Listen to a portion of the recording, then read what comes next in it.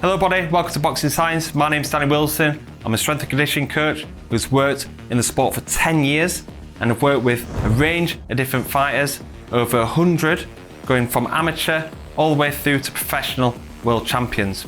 And in this video, I'm going to be sharing top 5 psychological, mindset or mental tools that I've derived from the psychological traits of working with these elite athletes that you can start implementing as an athlete, as a coach, or even in your day-to-day life. We're going to be focusing on commitment, motivation, controlling the controllables, mastering the things that take no talent, and also staying focused during difficult situations. So the first psychological trait that I'm going to visit is commitment versus motivation. If you ever get out of bed and you're feeling a little bit undermotivated, feeling like you can't make the gym today, you're feeling like you're quite low in your confidence and your motivation, this happens with everybody. The top level athletes that I've worked with all suffer with dips in confidence and in motivation. But what separates the best from the rest is that they stay committed through these lulls in motivation. If you follow the lulls in motivation or your confidence, this affects your progress towards the goals. The best way that I can demonstrate this is through a graph that I got from an old colleague of mine, Rory Mack. Big shout out to him if he's watching. We've got a graph here, and this is over time, and this is the level of, I will call it, because there's no metric really. So the blue line is going to be motivation. So motivation, it goes high, sometimes it's low. It can be for sustained periods of time. You can have little spikes of motivation. And if you follow this blue line, this is quite natural. This happens daily, weekly. Some days and weeks you feel really motivated to go to the gym and work hard. Sometimes you don't. So then you start skipping sessions or totally stop training altogether. And if this happens, this is what happens to your progress. So this is the end goal. You are following that motivation, and this is your progress towards the goal. Is going to be up and down, and eventually you probably end up missing that end goal. Let's say we go commitment, and the commitment stays constant. So the commitment is a red line and it's consistent all the way. And what that does for your progress, because you just keep turning up to the gym, there's probably going to be dips along the way, but you're more likely to hit that end goal. The main one that you need to really consider on these lines, the difference between the blue and the red line. Motivation naturally goes up and down. Self-confidence, self-belief goes up and down. Commitment remains the same. So whether that's 5 sessions a week doing strength conditioning or high intensity running, 6 sessions a week doing boxing, making sure that you're studying at home, no matter how you feel, you stay disciplined, you keep your commitment consistent as you progress towards the end goal. And this is what I see with most of the high-level performers. No matter what they feel like, they keep turning up to the gym and keep progressing towards their end goal. So this is control the controllables. And this goes into 2 sections here. First of all, it's mastering the things that take no talent. And this is really, really important to the ethos of Boxing Science, and that's why it's on the wall in our performance center. And what do I mean by this? There's a lot of things that require talent in boxing. Your skills, your defense, your instincts, your genetics, your speed, your power. These are things that are genetic, but also things that are worked on and accumulated over years and years of practice. However, there's a lot of different things that goes into preparation that requires zero talent, that can help boost physical performance, make you into a better athlete. So everything that we do at Boxing Science requires zero talent. I like to think that the coaches and everything have the talent to be able to put together a program, the blueprint to elite performance, and then all the athlete needs to do is keep turning up and putting in the effort that's needed, and they will improve their strength, their speed, their explosiveness, and also their high intensity fitness. Everything around that, managing your recovery, managing your sleep, making sure your nutrition's on point, preparing your food over the week or the weekend, making sure that you're hitting the right amount of macros, making sure that you're having your pre-session meal, your post-session recovery meal and drink. You know, the list goes on. There's a range of different things that you can do that requires zero talent, but then can have a massive impact on your performance. People watching this may be really talented, novice athletes, amateur athletes, or professional fighters. But there's a load of things that you can do around your training to take your performance to the next level. That's why we always say control the controllables and master the things that take no talent. The third point is using this phrase again, control the controllables, but using it in a different way. We're going to be concern versus influence. Boxing and in life, you have things to be concerned and also things that you can influence. So you've got the circle of concern and the circle of influence. So mark this an I, and concern will be in red. Things of concern are the uncontrollable aspects. And this can be anything from the weather, definitely can't control that. People's opinions, so this is massive in boxing. The judge, the referee, opponent. So there's a load of different things that you can't control. And this is your concern. This circle of concern, if you think about these things, the weather, people's opinions, what the judges or referees and everything like that, what it'll do is make the circle of concern bigger and suppress your influence on a situation. The more that you think about these things, and definitely thinking about boxing is people's opinions, especially when you're high profile and let's say you're on Twitter or Instagram or whatever and you're getting people that are judging your performance and everything like that. The more that you can focus on them, the more concern that you have, and the more this suppresses your influence on a situation. So I'll just wipe this off now and say what we need to do is focus on what we can influence. So let's draw the circle again. We've got influence in blue and then concern in red. What you want to be focusing on and what you can influence to make sure that you're pushing this circle to be bigger, and what you're doing then is making your circle of influence bigger and suppressing your circle of concern. And what can you influence is controlling the controllables. So influence is factors that you can control. And what is that? Your sleep, your training, your mindset, positivity, and the list goes on. It's tough in boxing and in life to not think of the factors that you can't control. Don't focus on the uncontrollables because these are factors of concern. The more you think about the circle of concern, it suppresses your circle of influence. When you think about the matters that you can control, when you look to control the controllables, more influence that you have on a situation, your mindset, your progress going forward, and you suppress that circle of concern. What are the factors that you can influence?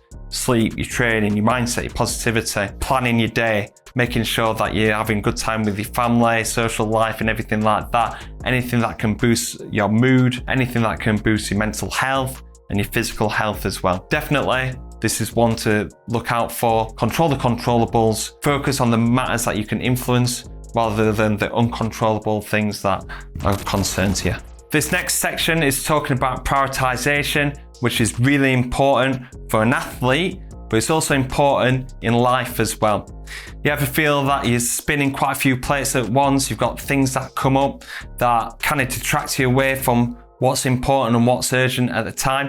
And it's really hard to keep everything going at once. This little task here has been really important to me over the past few years, especially the past few months, where I'm juggling the expansion, boxing science content, different projects that are going off in the background, and also family life at home. I've often used this next exercise to help keep my priorities in check. Something that I come across is this grid. In this grid, we align our priorities in different squares. Now, the original grid was important and urgent, which is in here. And then we've got not important but urgent. We've got important but not urgent. And then we've got not important, not urgent. A few little grey areas here in terms of importance and urgency. So I created my own little spin on this. We've got awesome, good, we've got standard, hold, fire. So what do I mean by this? So what do you want to be awesome at in terms of what is your priority in that stage? So when you're in training camp and you've got a fight in 10 weeks, you've got to really prioritize your training. So that goes into there. Like for me, in terms of like boxing science, I'm thinking at the moment, I'm thinking expansion. So that'll probably be there, and I've got to be on point with that. But if I'm trying to be awesome at everything, this will dilute what is the most important thing to me. The next one is good. So what do you still want to be good at, but you can't put 100% of your time into it? Always, what's a very consistent thing is the coaching. Making sure that I'm keeping on top of everybody's programs, but making sure that the athletes are still progressing, because that is the main part of the Boxing Science program. So the reason why it's not in the awesome point is because I've got a team around and I can focus on this, whereas the team's in that, but I'm still keeping an eye on that. So then we'll put in coaching there. Now we've got standard. This is for things that aren't 100% your priority at the moment, but something that you need to keep going.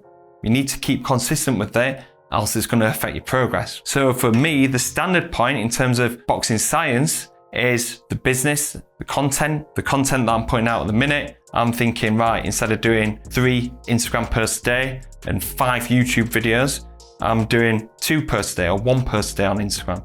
On YouTube videos, I'm throwing up 3 videos a week. The content goes into standard because it's really important for the business, but I can't put 100% of my time into that right now. And then we've got hold fire, something that needs my full attention, but I can't give it right now. So that's the mentorship that we're going to be hopefully launching by the end of 2023. If you're watching this later than 2023, hopefully it's out and the link's in the description.